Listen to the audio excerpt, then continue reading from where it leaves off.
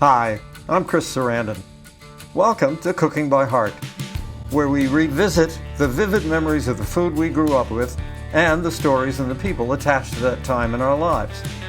Today, I'm coming to you from the Sacred Heart University Community Theater in Fairfield, Connecticut, and my guest today is Tom Holland, the director, producer, writer, and actor, Tom Holland. Holland began his career as an actor and then moved on to screenwriting with the acclaimed film Cloak and Dagger and the hit movie Psycho 2. Then he wrote and directed the cult vampire classic film Fright. He also co-wrote and directed the first entry in the long-running Child's Play franchise. He also directed adaptations of the Stephen King works, The Langoliers and Thinner. He's a two-time Saturn Award recipient, and he's also co-written the wonderful children's book, How to Scare a Monster, which, by the way, my grandchildren love. I've worked with Tom 3 times, and now I'm welcoming Tom Holland to Cooking by Heart. Hi, Tom. Hi, Chris. How lovely to see you, your shining face, and of course, those of our audience who is listening can't see you have a guest to your side. You have a rather horrific head model from Fright Night, but we'll talk about that later. Right now, I want to talk about your beginnings, the beginnings of Tom Holland. One of the things I always do when I'm doing a podcast is I like to talk about, initially, I like to talk about provenance, about where we come from. And you come from a number of different places. You want to describe your kind of from birth to your younger years? Well, I was born in Vassar Hospital in Poughkeepsie, New York. Yep. When I was a World War II baby. My father went over to North Italy to fight, and I was born while he was there. And then when he came back and got discharged, we moved to Burbank, California. Mm-hmm. I went to kindergarten in Burbank, which in those days, I'm talking late 40s, was all aerospace. And all. What prompted the move to Burbank? That was, I don't know, but that was when everybody was coming to California as they got out of the service. Right. The sort of the mass exodus to the west. Yes, and Burbank had aerospace work. It had jobs, it had Boeing and, things like that. And then my father, I guess in 1952 or 3, moved back to Austining, New York, and opened a men's store, which they called the haberdashery in those days. Yeah, but retail. But Austining, New York is where Sing Sing prison is. It's on the Hudson River. Mm-hmm. And so I was there from the 3rd grade to my sophomore year. But a pleasant little town, yes? Aside from the fact that there's a federal prison there. Not Austining, no. Austining was sort of the poor part of Westchester County. I got sent up every weekend to my grandfather's in Highland, New York, which is across the Hudson Bridge in Poughkeepsie. And in a lot of ways, I grew up in Highland, New York, spending time with my grandfather. What did your grandfather do? He was a barber, and when he retired, he converted the barber store to a corner newspaper store with sporting goods and various things. Mm-hmm. There was various staples that were needed. I understand. I understand that your grandfather was a barber for a long time, but then was kind of driven out of business by an invention. Oh well, yeah. What happened was in World War I, they invented They invented the safety razor. And they gave it to all the GIs, and in World War I. And when they came back, they didn't have to go into the barber every day to get a shave. Yeah. And that the business of barbers before the safety razor was a straight edge razor to shave, with. Yeah. Yeah. Those classic scenes of the customer in the chair, laid back, reclining with the steaming towels on his face, and then the towels are sort of whipped off. I mean, it was a wonderful kind of ritual. Well, very relaxing too. Yeah, My and I gra- I, remember I remember growing up in West Virginia, and next to my dad's restaurant, there was a barber shop that was subterranean. It was down below the street. And there was the barber pole, the revolving barber pole there. right, right. Same thing. Yep. Same thing. My grandfather used a straight razor and a strap, and shaved himself every day. Mm-hmm. Absolutely. And I remember literally standing there when I was a kid. My brother sold newspapers on the street, and I was the one who had to do the hawking of the papers. He was too refined to shout out, so I had to stand there and go, Raleigh Register, Raleigh, except I said, Raleigh Register, Raleigh Register, and then he would take the money, and I never made a cent, of course. He was better than I. But let's leave labor and justice for a moment and get back to Westchester, New York, and tell me a little bit about because this is ostensibly a show about food. What was your life like at home? What did your mom do? My mother worked with my father. Ah, It was literally a mom and pop, and right. they worked 6 days a week. The only day they had off was Sunday, and on Sundays my father would go back down to the store and restock the shelves. Mm-hmm. So it was a 7-day-a-week thing. 7 day a week thing, and then my father at some point realized that there was more money in women's wear, a higher markup, Mm-hmm. and they converted from selling men's clothes to women's clothes. Ah, Then my mother became the buyer because ah. she had the taste. So it really became a family operation. So she really didn't have much time to cook at home. No, I mean no. She was never what I would call a good cook. Yeah. No, she didn't. She didn't have time. I mean, she would make a few basic meals like tomato soup and a toasted cheese sandwich. Oh, yeah. Lovely. I love that. Yeah, and she'd do chili with stewed tomatoes. And I've never Mm-hmm. had chili like my mother made. Things were really tough into the beginning of World War II. This is Yep. what I heard. This is what I heard Yep. since I was. Well, it's the residual of the Depression. Essentially, the Depression was ended by the Second World War. Yes, exactly. I grew up in what was a burgeoning economy. And Right. we both. So did I. Yeah, I'm not a boomer, and neither are you. I think we're called the silent generation. Yeah, we're the pre-boomers or the silent generation. Yeah. That's right. And in my case, I know I was born because my father didn't know if he was coming back. Ah. Now, your father, was it affected at all? You mentioned to me once that your father had a problem when he came back, that he had contracted something in North Africa. Yeah, he got what they called in those days trench mouth. It's Mm-hmm. really periodontal disease. Right. At 26 years old, they pulled all of his teeth, and they did it in 3 days. And That's he went into unimaginable. went into shock, and well, I don't even know if they had Novocaine in those days. Mm-hmm. He went into shock and was in the hospital and almost died, and they shipped him back to Philadelphia. Oh, wow.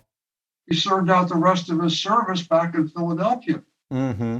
The- So this obviously would have affected what you guys ate, I would think.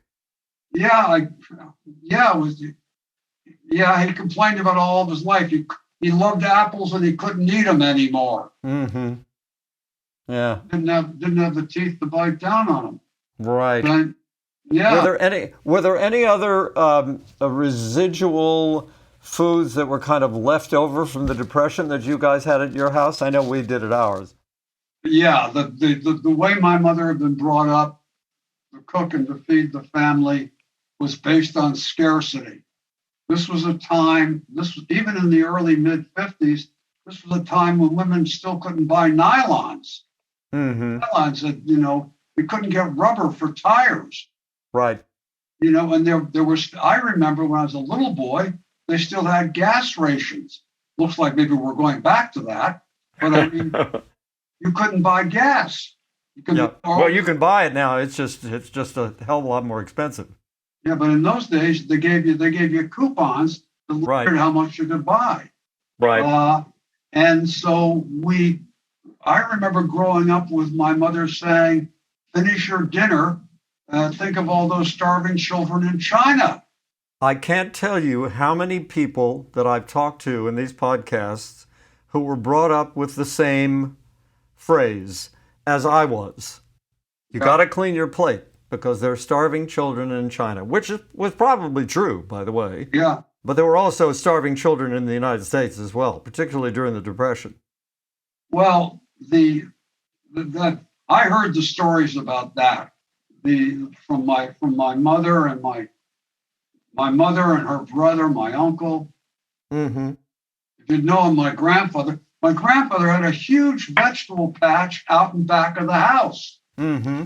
As did a lot of people. Victory gardens. Yeah. Victory gardens. And he grew tomatoes, he grew peas, he grew string beans, and he grew lettuce.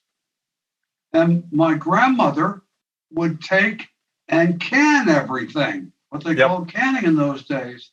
Yeah. She put it, my memory of, she put it in clear glass jars and then used paraffin on top of it to preserve them. To seal it. And walking down into the basement, both sides of the stairway were lined with shelves for all the preserves. So you could go from the kitchen, take a step or two down the stairway to the basement, and pick up what you needed for dinner. Yep. They also kept bags, burlap bags of potatoes. And I grew up being sent into the basement to spud the potatoes. Yeah. It's very, very common, and one of the things that I've relearned as I've become a gardener, because I have a big gardener behind my house, is potatoes will thrive for a fairly long period of time in your basement if they're covered and they're not exposed to light, and it's cool. Relatively cool, and most people had cellars where they could keep things relatively cool, like potatoes, and they could buy them in bulk, which was much cheaper. Yep. I grew up with stories of hobos. We lived near the railroad tracks. My mother and her brother went down. This is during the Depression. Went down to the railroad tracks to pick up the coal that fell off the coal cars. And that's how they heated the house. Mm-hmm. And when I was small, I would also go down I'd be sent down to the basement and I would shovel the coal into the furnace. Oh, so it was direct coal furnace that you guys had. And then when they got some money, when my grandfather got some money, he got a conveyor belt that conveyed the coal from the bin into the furnace. Luxurious. And I would take the cinders out of the furnace, and I'd carry them up, and I'd spread them over the driveway when there was snow and ice. Right. Because I still do that with the cinders from my fireplace, not from the coal, but from the cinders from my fireplace. I use them all the time for ice and snow. Isn't that amazing? Yeah. So anyway, so one of the things that we did talk about at one point that I remembered from growing up in West Virginia was scrapple. Yes. Can you describe what scrapple was in your house? Scrapple in our house was any leftovers, usually some kind of meat, if I remember, but she also threw vegetables in. Mm-hmm. And there would be a grinder that she would take and attach to the counter. Yep. you know, that would screw. You used to screw in the Yep. counter, Yep. and then you put everything, all the leftovers in the top, and you Yep. grind it and Yep. come out. And out came that conglomeration of, be it leftovers, any kind of food matter that you had left over, mixed with meat, mixed with whatever, and then you'd fry it. Yeah, that's right. But she made patties of it, Yep. almost like pancakes, and then she Yep. would fry it, and that's what we probably had every third night for dinner. Mm-hmm. Did you guys ever have Spam? Yes, but correct me. Did you buy that in a can? In a can. That's right. And then you'd use a key to wind and to open it.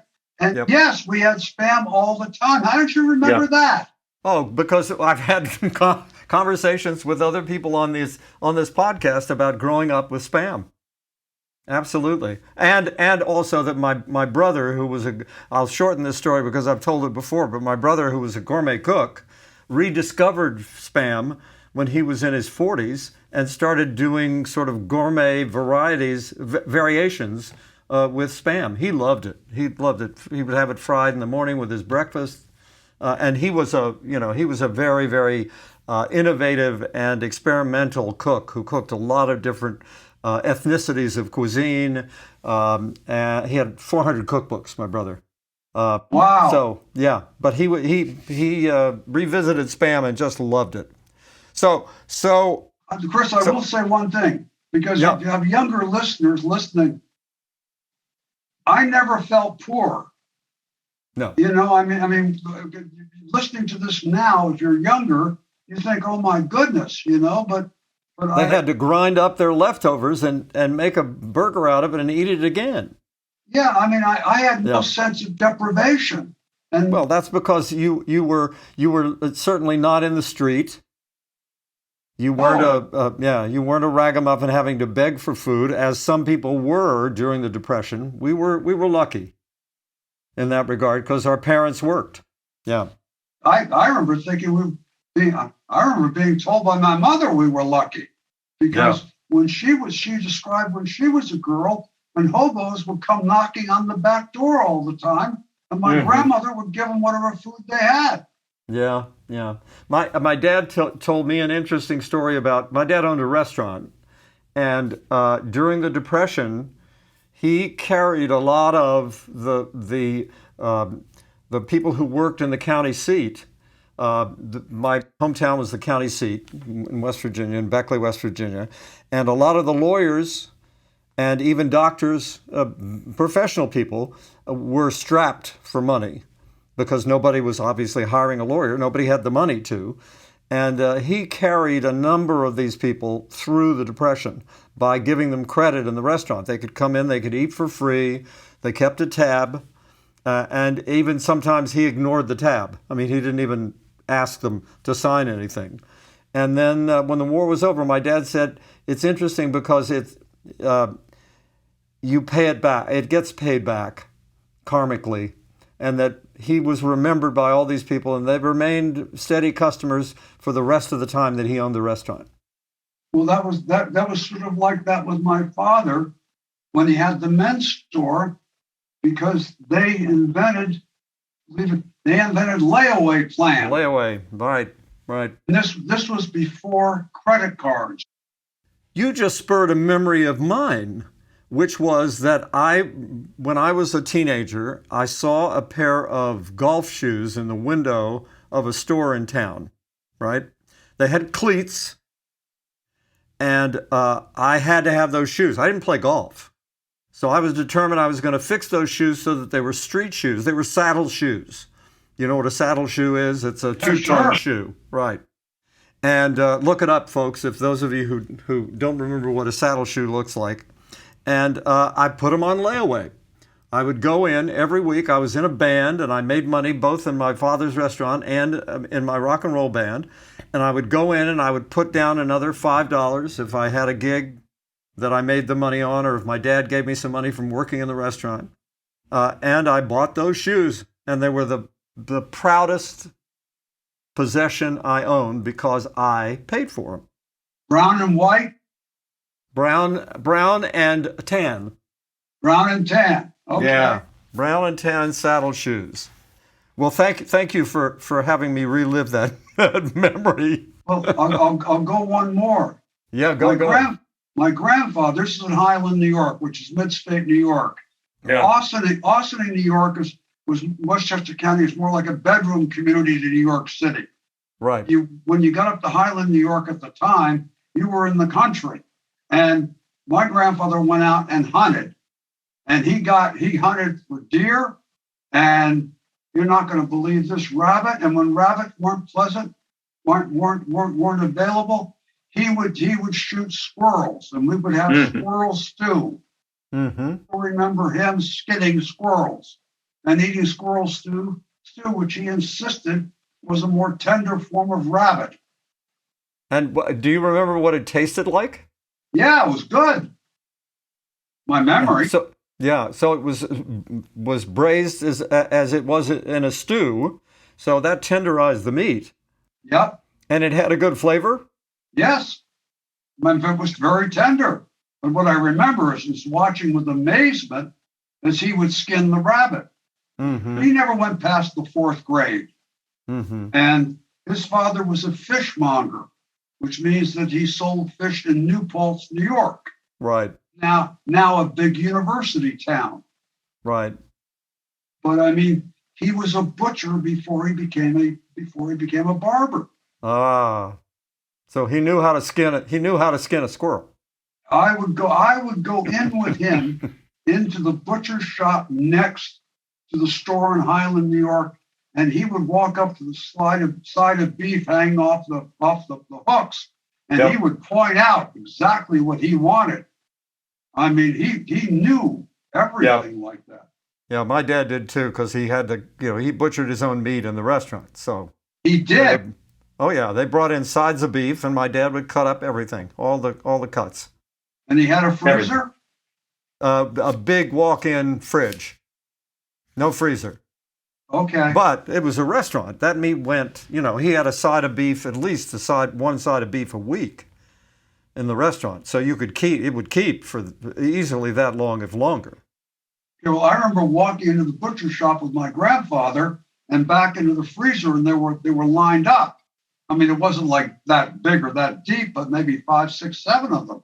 Because he sold to the entire town. Right. Well, but beef will last for a while if it's hung properly, and also if it's near frozen but not frozen. Okay. Yeah. So at any rate, so when you go to visit your grandfather, you would take the train, the bus, what? I take the New York Central up from Austin, New York, to Poughkeepsie. From the time you were how old? Oh, I was young. 7, 8, 9, 10. And by yourself? Yes. It's hard to imagine, but in those days, you were safe.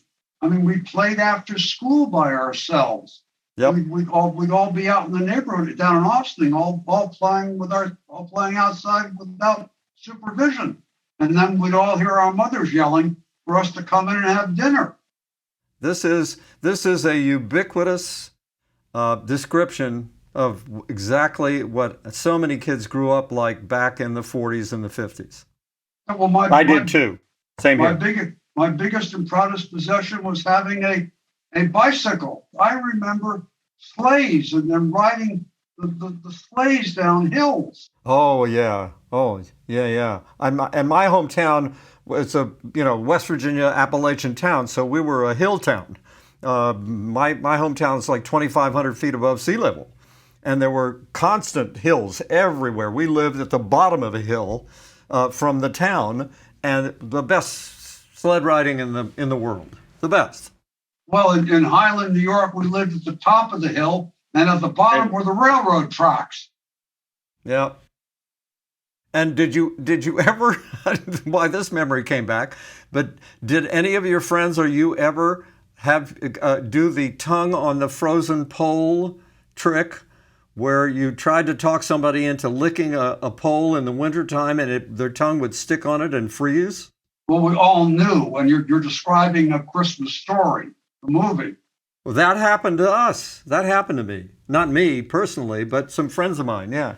I didn't know he was dumb enough to do it. Well, they were, believe me. At any rate, so then there was another move, right? My father made a move to Southampton, Long Island, Mm-hmm. and he opened a woman's store on Main Street. And this is before Southampton became Southampton. What was the popular takeout for you guys? What if you had your druthers, what would you order?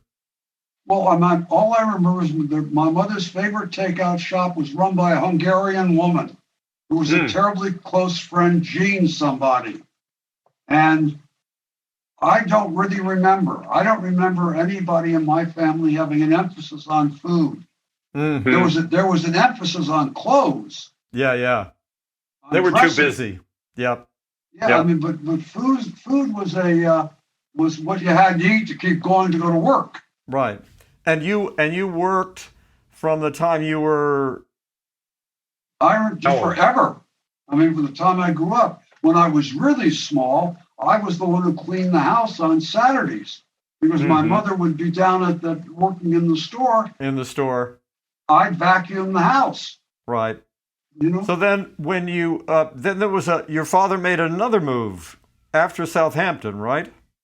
Well, what happened was he bought sportswear to sell during the summer, and then when the summer was over, he'd go back to Austin, New York, where you couldn't sell sportswear. Summer, right? In New York in the winter.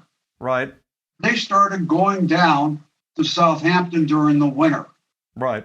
And they'd put all the clothes, all the stock in a U-Haul, and they put it on the back of the station wagon, and they drive it down to Southampton. And we lived in the back of the stores. They lived on a bed with a mattress, and I lived in a cot. And what about again, takeout food? Yeah, at that point we were eating in restaurants.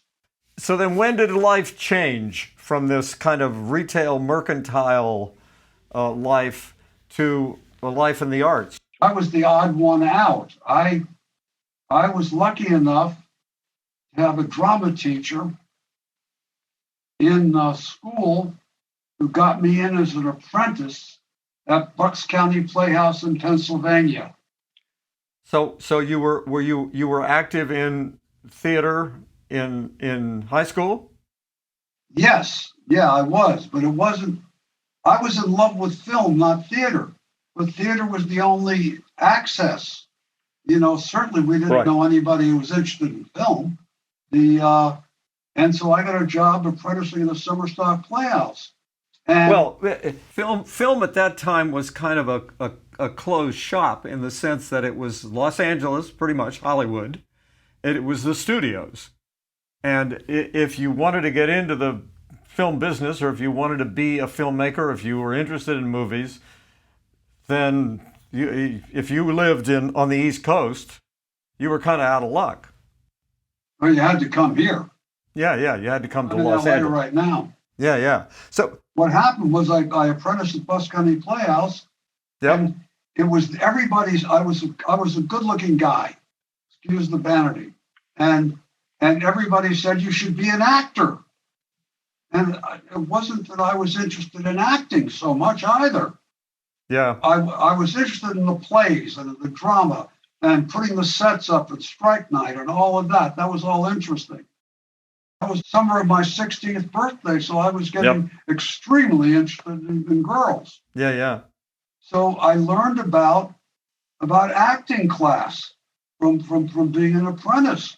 And the next summer, which would be my 17th birthday, I started going in from Southampton on Saturdays, taking the Long Island Railroad into New York City and studying at the Herbert Berghoff Studios on 22 Bank Street. I still remember. Uda Hagen. Now, were you still in school? Oh, yeah. Yeah, I was still in high school. Yeah. But I knew that I wanted to be in the business, I can't tell you that I was in love with being on Broadway, which I think is probably different than you.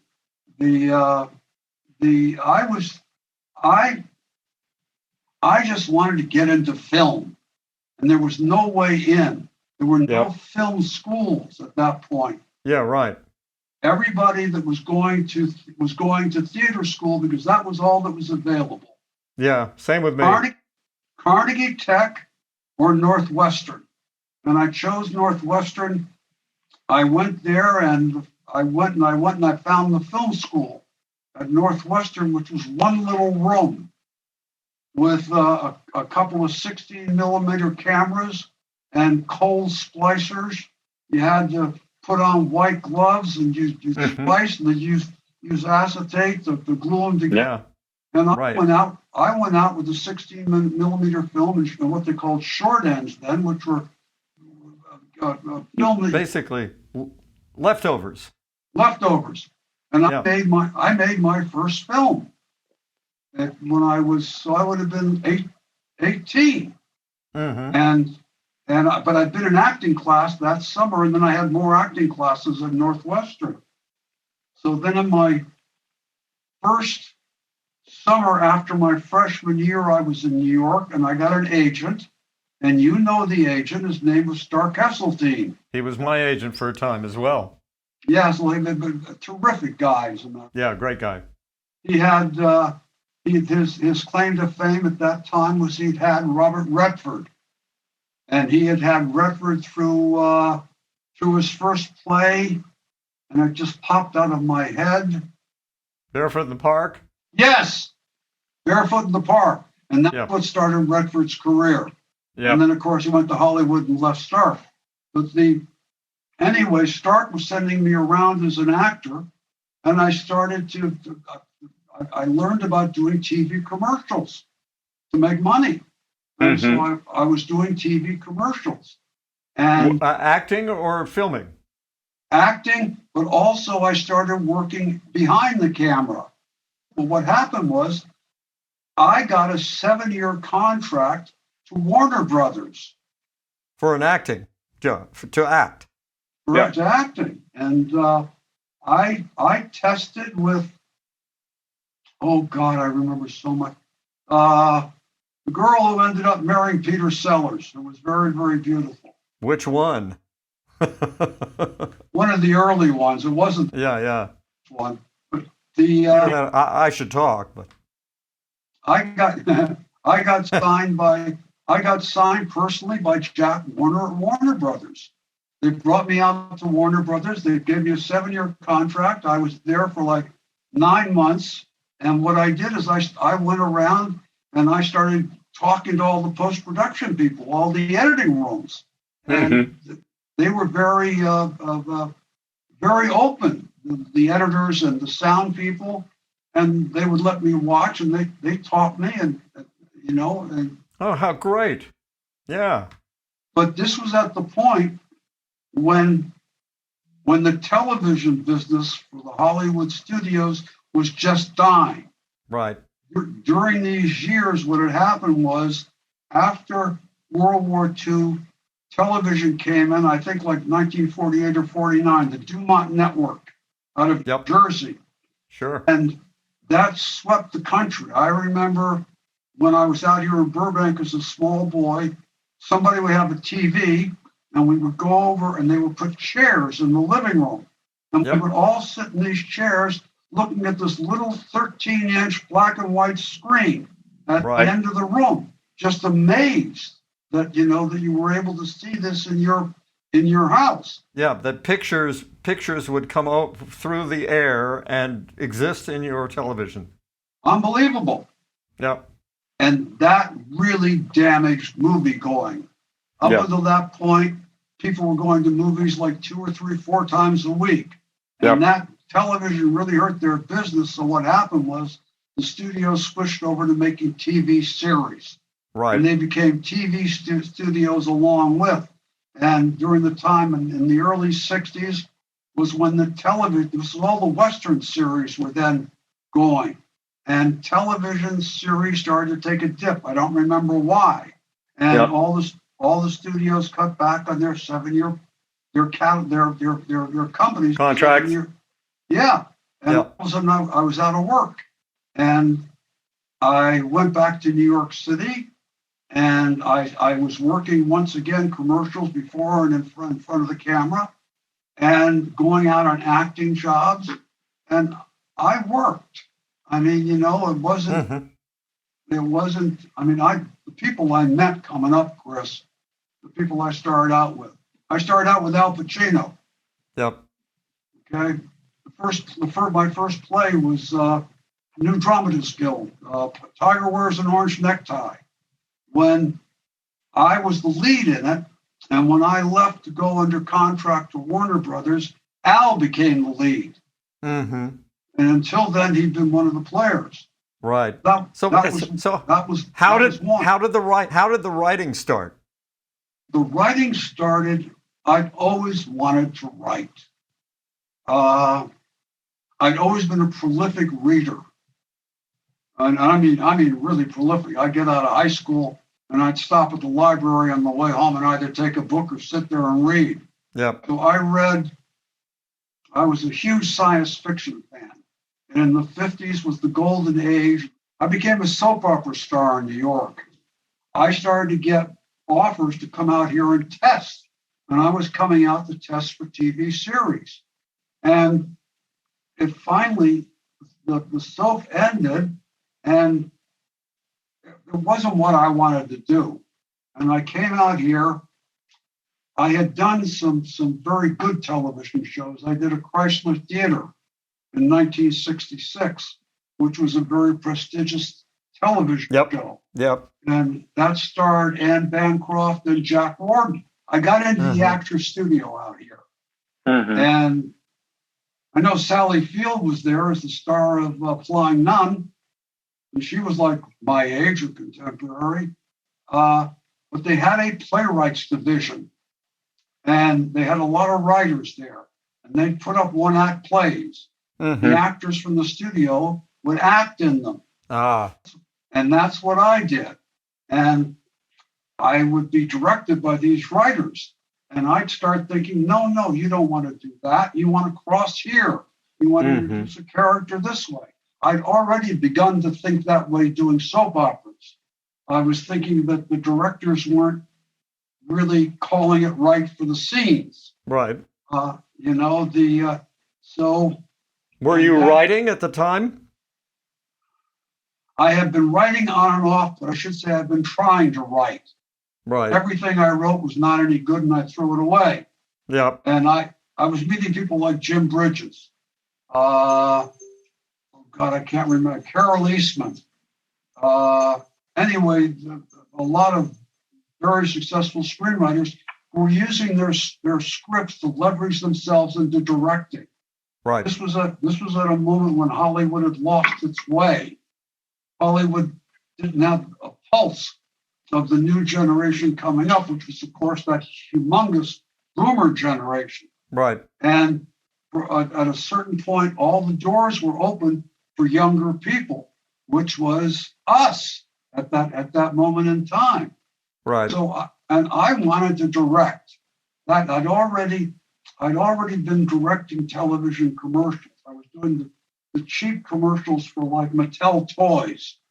But everybody around me who was doing them, they all wanted to direct television or movies, but they couldn't get out of directing TV commercials. Yeah. And the only people that I saw doing that were writers who wrote successful screenplays. So I started writing screenplays. And unlike trying to write novels, which I'd been doing previous to that, because I kept trying to be Arthur C. Clarke or whoever. Yeah. I could write screenplays because without knowing it, at that point, all the year, I've been working since I was 15, 16. At that point, I had a very good background in acting and scene study, directing. And I had a hell of a background in film, actually, at that point, too. The nuts and bolts. Right. And so I started writing screenplays. And then But were you selling screenplays? No, I starved for 5 entire years. I quit acting. I quit acting as a vocation. I still did it for money, Right. but I wasn't pursuing it like I wanted to be an actor forever and ever. Yep. I wanted to be a writer director. Right. Is this when you went to law school? Actually, yes. I had gone back to, when I was acting, I had gone back to UCLA in 1968 because I'm a nice middle class boy. Yeah. I had been beaten into my head by my parents. You got to have a profession. Yes, you had to have a backup profession if you were going to be an actor. Yep. Not a bad idea. And then I looked around and I didn't know what the hell to do. And I thought it was insane to say that I was an aspiring scriptwriter. And don't ask me why. The only thing I could think of that I could do was be a lawyer, because it's about talking and writing. Yeah. I applied to UCLA Law School, took the LSAT, and they made a terrible mistake and I got in. Right. And I realized I had made a horrendous mistake. My eyes were crossing with boredom. Yep. But at that point, the first year of law school is the hardest. Yep. And it was a lot easier to say to people, I'm in law school, than it was to say, I'm an aspiring screenwriter. So you finished. So I finished. When I finished, I started to write. I didn't go. I started to write. And I had a very good friend who took copious notes. And I went through and went in and took the test based on his notes. And I graduated that way. And then I studied my butt off for the bar, and I passed the bar. But just as I passed the bar, which was in 1974, I sold my first script. Aha. Aha. So fate had other plans for you. Yes, and what? I have the check hanging on my walls. Good for you. Good for you. So that was the first script. And what was the second one? Well, I finally got a break in 1977 with a big TV movie called Initiation of Sarah. And that created a mini scandal in Hollywood, and it was on the front page of the LA Times calendar section on Sunday, because we took the lead actress and it made her career, and her name's out of my head right now, and we threw her in a fountain, in a college fountain. And she came out of it wearing a wet T-shirt and no bra. And that everybody was outraged and pickled and everything else. Yeah. And that started to get me work. So how did Psycho 2 happen? I went an entire year without working.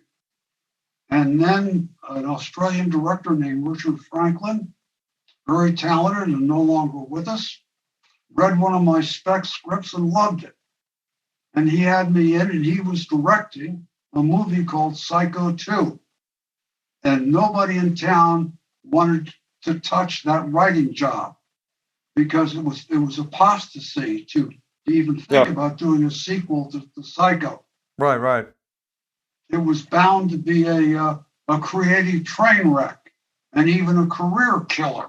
Yep. But there was a young, aspiring screenwriter who was desperate for a job. And his name was moi. Mm-hmm. And I wrote Psycho 2. And since I knew that it was a recipe for disaster, and it was a cable movie when I took the job. Cable was just coming in. Yeah. And the only way to elevate it, Richard and I were the only ones at Universal who realized that the sequel to Psycho had theatrical potential. But in order to get it fulfilled, I had to get Tony Perkins to agree to play Norman Bates. Right. And in order to do that, I had to write a script that was actors based, that would present a character and a character arc and an acting challenge that would titillate somebody as talented as Tony. Tony. Yep. And you know him better than I do. And I've always wanted to hear your stories. But lo and behold, Tony said yes. And then Universal put out a press release saying Tony Perkins is going to come back and play Norman Bates from Psycho. And the entire world went mad. Yep. And Universal said, oh my goodness, we have a theatrical feature here. They didn't give us any more money. I mean, we did that movie for like, I think it was 5 million something we did that movie for. And we shot it like Hitchcock shot the first one, which is to say every scene was on the back lot except for the shot in the cemetery. Otherwise, we stayed in the back lot.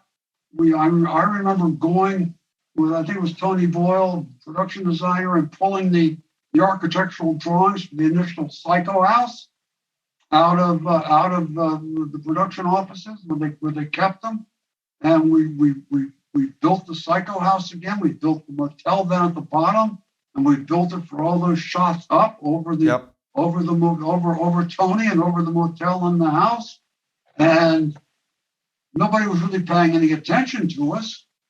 And then it was released in the summer of 1982. And it was the second biggest grossing summer movie after the first sequel to Star Wars. That ignited my career. Right. And from then on, it was relatively smooth sailing. Cloak and Dagger came next? Cloak and Dagger came next, yes. How did Fright Night come about? Well, at that point, I was super hot writer in Hollywood.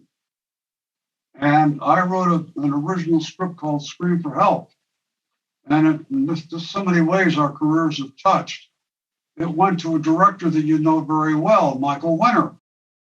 So there you are, very successful screenwriter. Well, after Scream for Help turned out to be almost unreleasable, and I'd always wanted to direct, and I said, well, I can't do any worse than that. So I wrote Scream for Help. And I wrote Scream for Help because when I was doing Cloak and Dagger was originally a remake of The Window. Right. Rear Window or The Window? The Window. The Window was the juvenile version of Rear Window by the same writer. Okay. Okay? But it had been done as a movie in 1948. It's the quintessential boy who cried wolf story. Right. It wasn't enough material to make it work. And I said, well, if you really want to have somebody, you really want to just do a movie about a kid looking out a window and see something, make him a mad horror fan and have him look out the window and see a vampire chomping down on the girl next door. And Universal, they threw me out of the office. They said, no, that will not do. That'll never make a movie. That's the silliest thing we ever heard of. Yes. This was also several beats before horror really had established itself as a genre. Yeah. You'd had some great successes. You had John Carpenter do essentially, he took Psycho and commercialized it for the entire world with Halloween. I think Toby Hooper had done Texas Chainsaw Massacre, which changed the entire business, as a matter of fact. But outside of it, hadn't spread yet where it was a huge genre. Right, and also, particularly vampire movies were being satirized and were being made fun of. They were dead. Essentially, yeah, they were dead. Excuse the play on words, but vampires were dead. What had happened was when they go into farce on a genre, it means the genre is exhausted and over. And that was Love at First Bite with George Hamilton. Right. And they had a huge disaster with Wise, the great director, WISE, directing Dracula from the musical with Frank Langella starring. And they put a lot of money into it. I think that was Universal too. And that died a horrible death. So nobody wanted to go near the vampire genre. but it was just so delicious to me on the concept of the boy looking out the window. Right. I spec'd Fright Night. And then I put it out around town. And I remember one studio offered me $600,000 for it. Wow. And not to direct. Not the direct, right. And not to direct. And I refused. And I got very lucky. I found some support at Columbia, which was then extant. John Byers, an executive there. And everybody thought the script was really good. And they took me in to meet the head of the studio, who was a gentleman called Guy McElwain. I don't know if you ever met him. I met him, of course, yeah. I remember him well. Very suave, gentlemanly kind of guy. Yeah, huge Asian before he run the studio. And they had a slot on their schedule, the only one left, for a throwaway movie. You once said to me, Fright Night is like capturing lightning in a bottle. And that's true. And you need some real luck to make a movie that lasts as long as Fright Night has.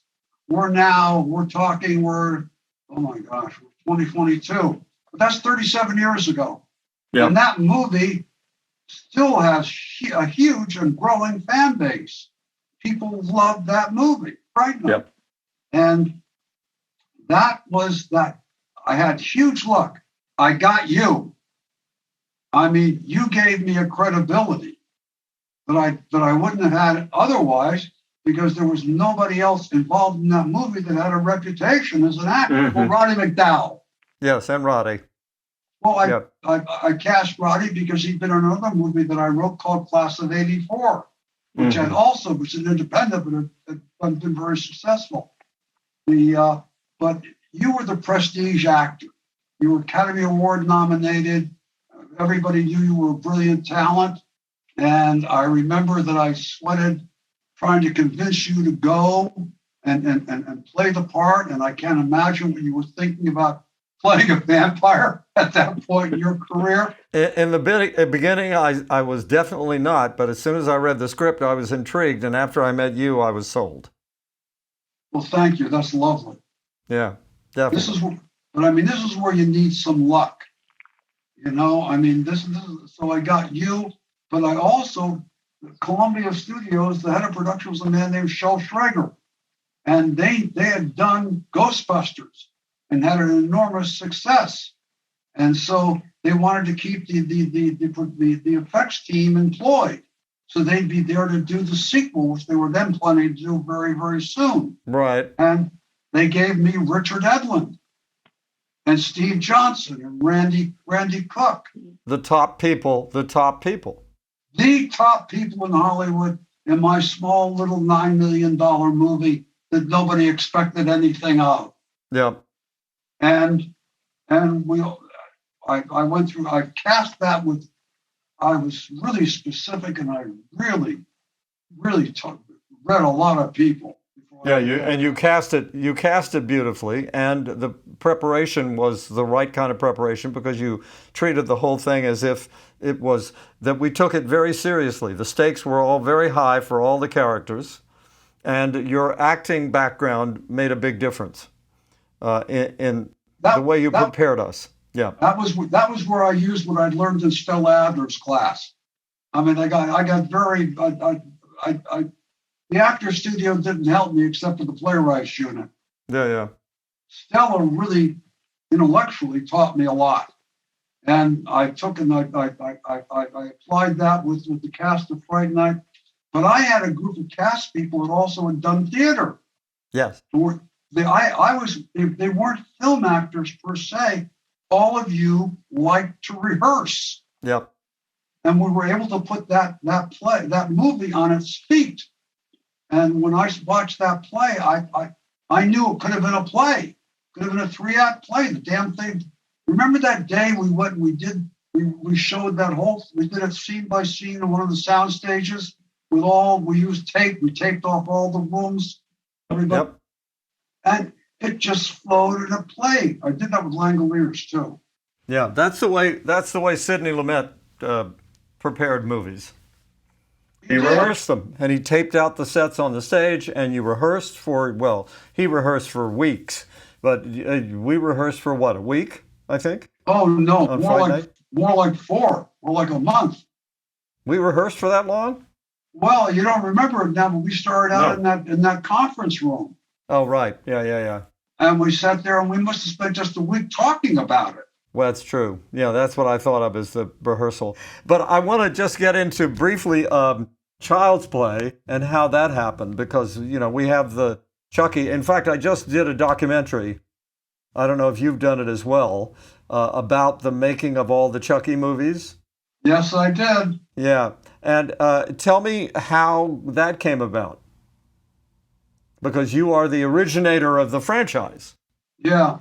Well, I read the script, and the script didn't work as well as I would like it to, but it had a great idea.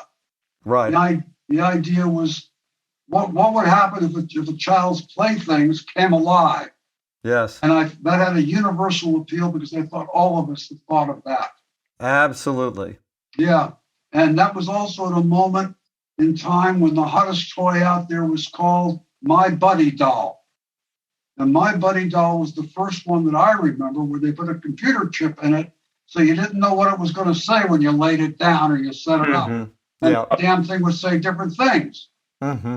I thought, well, that's brilliant. And I'd also seen that scene in Poltergeist, Toby Hooper directing, where the doll came out from under the bed and grabbed the little boy by the ankle. Biggest Mhm. scream in the movie.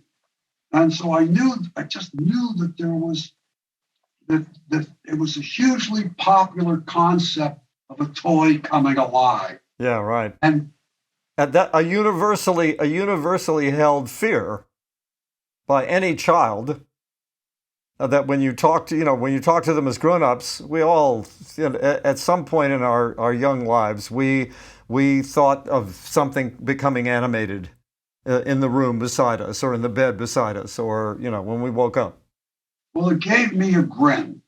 I mean, the Fright Night concept had given me a grin.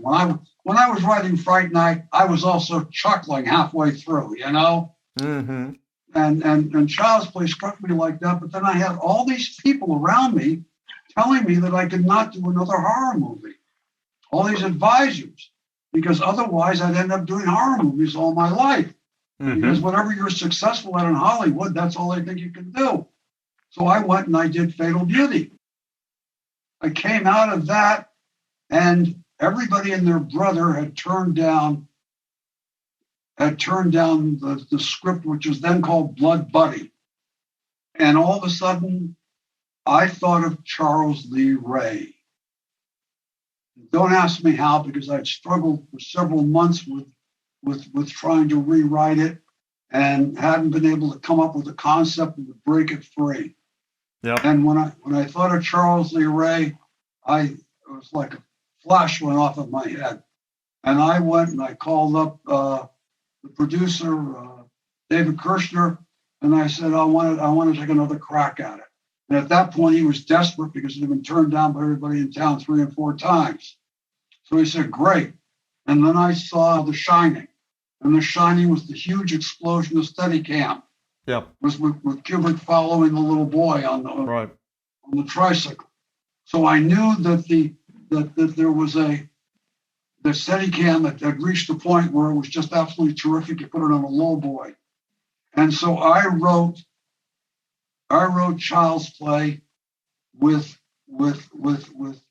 Charles Lee Ray, and I cast Brad Dourif, who played the villain for me in the Whoopi Goldberg movie, Fatal Beauty.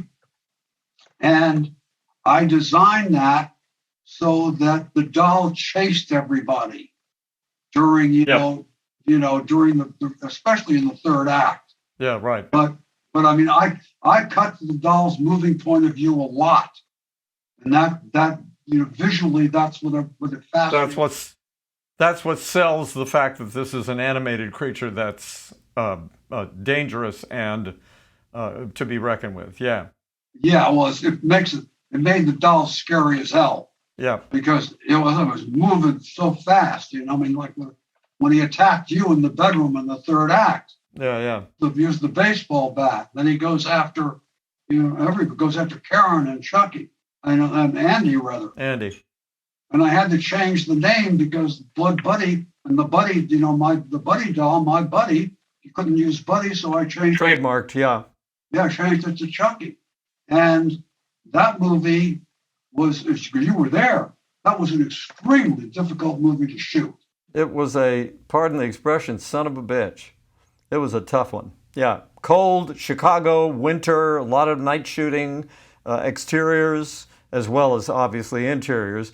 But also you're having to deal with various iterations of the doll, little people, animatronics, children. I mean, it was a tough shoot. I had no idea what I was getting myself into. Yeah. But it turned out to be a sensation. A total sensation. And the minute we previewed that movie, even in the first preview, huge chunks of it. Whenever Chucky was on screen or Chucky was threatening somebody, the audience was rooted to their seats. When that knife came out of that car seat in between your legs, the entire male audience rose up out of their seats. Levitated. So that turned into a huge... Yeah. Tom, we could talk for, as I said, for hours and hours, and we will do that at some point. Well, let's not forget one more that we did together that nobody knows about called The Stranger Within. The Stranger Within, yeah, that's right. A TV movie with Rick Schroeder and Kate Jackson. Kate Jackson, that's right. Yeah, that's right. But you've got something that you're working on now. You want to tell us about it? Well, I'm working on a trilogy of Fright Night novels. I want to know what happens after Basement that night. Aha. Well, we're hopefully we'll all find out. Not only do I have the Fright Night trilogy, which I'm writing, the novels, I also have Child's Play, a visual memoir. I have 140 production photos from the movie that we all did. And I put that together with memories of the various people involved. Bill Butler, Alex Vincent, everybody and Catherine Hicks, yes. Catherine Hicks, and you don't realize how involved that movie was until you look at the photos and you see pictures of like 15 doll heads on a rack, and you realize we had to change the doll every time for a different expression for as far as it could go. And you see Ed Gale doing some of the movements of the doll and selling that like coming out of the burning fireplace. Mm-hmm. I mean, so it shows you how we all made it up as we went along to finally make Chucky come alive. So what's the book called again? It's called Child's Play, a visual memoir. I can't wait to see it. But in the meantime, I want to return to a question that I ask everybody at the end of the podcast, which is, what is the strongest, most evocative food memory you have from your childhood? I already mentioned it, I think. Comfort food, grilled cheese sandwich, and tomato soup, Campbell's tomato soup made with milk. Yes, same thing. After school. And if things are really going well, strips of bacon and mixed in with it. Oh, my mouth is watering. I think I'm going to do that when I go home, right after this conversation. Tom Holland, thank you so much. Well, thank you. Thank you, Chris. You've been an absolutely terrific host and interviewer. And thank you for being like my favorite actor. Oh, well, thanks, Tom. I've worked more with you than I think that I have with any other individual actor. Probably. It's because you're a pleasure to work with, and also you're really talented. Thank you, Tom. Thank you. And thank you for joining us on Cooking by Heart. Tom Holland. Bye-bye. Bye-bye, Tom. Thank you. Thank you, everybody.